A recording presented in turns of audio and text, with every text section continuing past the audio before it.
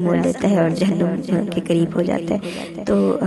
یہ آیت کو دھیان سے پڑھتے ہیں اور اس کو سمجھتے ہیں۔ دو باتیں اور ہیں ان آیات میں جو میرے ذہن میں آئیں کہ ایک تو یہ اللہ تعالیٰ نے بتایا کہ جب بھی میراث تقسیم ہونی ہے تو جو وصیت کسی نے کی ہوئی ہے 1/3 کی وصیت، کیونکہ 1/3 ہی کی وصیت کی حصے جس کے جو مقرر ہیں وہ ان کو ملیں گے، لیکن ایک مرنے والا اپنے پورے مال میں سے 1/3 کی وصیت جو ہے وہ کر سکتا ہے، لیکن یہ وصیت جو حصے دار ہیں وہ ان کے بارے میں ان کے لیے نہیں ہوگی، کسی اور اپنے کسی نیکی کے کام کے لیے یا کسی اور اپنے کسی غریب کو دینے کے لیے یا کسی ایسی جگہ پہ مال لگانا کہ اس کے لیے صدقہ جاریہ بن سکے، تو وصیت 1/3 کی کر سکتا ہے، تو وہ دینی ہے، یا پھر میت نے جو قرض لیا ہوا ہے اس کا قرض ادا کرنا ہے، تو اس میں آیت میں جو ہے وہ آتا ہے کہ وصیت اور پھر قرض، لیکن علماء جو ہیں وہ زیادہ تر اس بات پہ متفق ہیں کہ پہلے قرض ادا کیا جائے گا اور پھر اس کی وصیت جو ہے وہ پوری کی جائے گی اور پھر مال کی تقسیم ہوگی،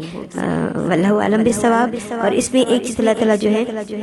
وہ بتاتے ہیں کہ اسے اللہ تعالیٰ نے مقرر کی ہے اور وہ حکمتوں کو جانتا ہے، تم نہیں جانتے کہ ورثاء میں سے کون تمہارے لیے زیادہ نفع بخش ہوگا۔ اگر وراثت کی تقسیم تمہارے اوپر چھوڑ دی جاتی تم بغیر حکمت کے تقسیم کرتے،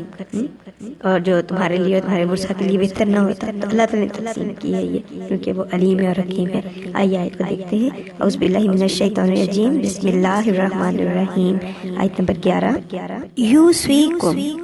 وصیت کرتا ہے تم کو، اللہ اللہ تعالیٰ، روٹ ہے واو صاد اور یا، وصیہ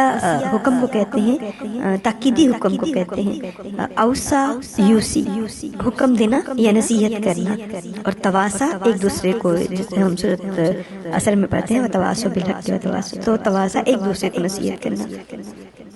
تو نصیحت کرتا ہے اللہ تعالیٰ، وصیت کرتا ہے اللہ تعالیٰ، تاکیدی حکم دیتا ہے اللہ تعالیٰ، فی اولادکم، تمہاری اولاد کے بارے میں، اللہ تعالیٰ تمہاری اولاد کے بارے میں تمہیں حکم دیتا ہے۔ کیوں حکم دیتا ہے؟ کیونکہ اللہ تعالیٰ زیادہ جانتا ہے، انسان اپنی اولاد کے بارے میں اتنا خیر خواہ نہیں ہے جتنا اللہ تعالیٰ ہے، کیونکہ اللہ تعالیٰ جو ہے وہ زیادہ جانتا ہے، تو اللہ تعالیٰ ہماری اولاد کو ان کا حق دلانے کے لیے ہمیں ہی قانون دے رہا ہے کہ کب کیا کرنا ہے، کچھ واو لام دال ہے۔ کیا فرمایا تعالیٰ نے؟ کسی بھی واقعے کے پیش آنے سے پہلے تعالیٰ کیا بتا رہے ہیں کہ مال متروکہ کی تقسیم کیسے ہونی ہے۔ للذکری، لڑکے کے لیے، ذکر لڑکے کے لیے آیا ہے،